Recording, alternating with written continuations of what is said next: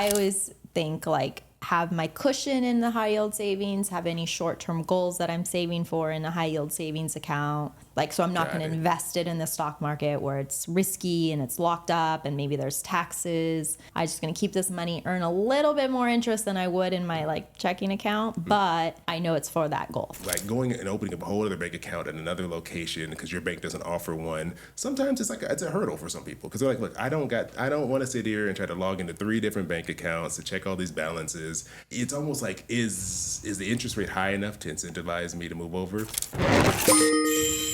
Hi, my name is Chris Browning. And I'm Brittney Castro. And welcome to Our 2 Cents, where we dive into the money topics that everyone is talking about. High yield savings accounts, are they worth the time of setting one up, or is it just a bunch of marketing hype?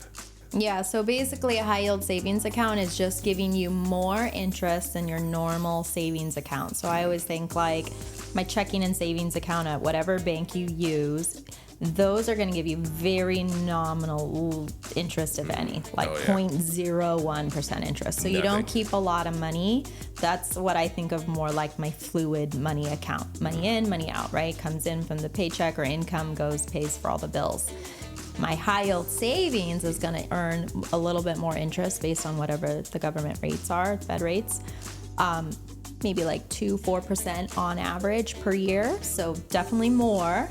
And it's like out of sight, out of mind, because it's a separate savings account than the one you're seeing on the daily when you're spending your money. Yeah. So I always think like have my cushion in the high yield savings, have any short-term goals that I'm saving for in a high yield savings account. Like short-term goals meaning like I want to spend this money in the next 1 to 4 years. Like, so I'm not going to invest it in the stock market where it's risky and it's locked up and maybe there's taxes.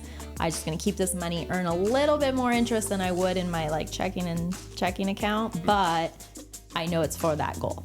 Ooh, okay, great breakdown. Yeah. So thank you for that. And this is another one of those like finance terms that needs like a rebrand because it feels like so.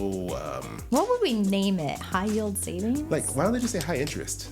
Why do they say yield? Because you're right. We know what yield is. People who who are in the finance world know what the term yield means. But like, no one's walking around saying yield down the street. Like, oh, what did your account yield this year? No one's saying that. Why don't they just say interest? True. I never thought about that. Like, it's just using a word that we don't need to use for It no needs reason. a rebrand. It definitely does. We'll submit it. Yeah, we'll put that in. We'll talk to the high yield people. But for you, it sounds like you're pro high yield savings accounts, even despite its horrible name. Sounds like you're on the side of this. Yeah, and the cool part is a lot of these high yield savings accounts. Well, most of them I would say are there's more and more these days, but a lot of them were online banks, meaning they didn't have a physical location, which is how they were able to give higher yields because they don't have overhead, all of that stuff that a physical bank location would incur. There's no fees, there's no minimums, so that was the appeal, still is the appeal, but now there's many more choices. But also what's cool about these is you can have multiple. So I always love that part too. Like I could have 3 or 4 high yield savings accounts. They're technically all the same interest and all that. But this one is going to be called cushion. This one's going to be called travel. This one's going to, the different goals that I have. So then I know what money is what and what I'm saving for.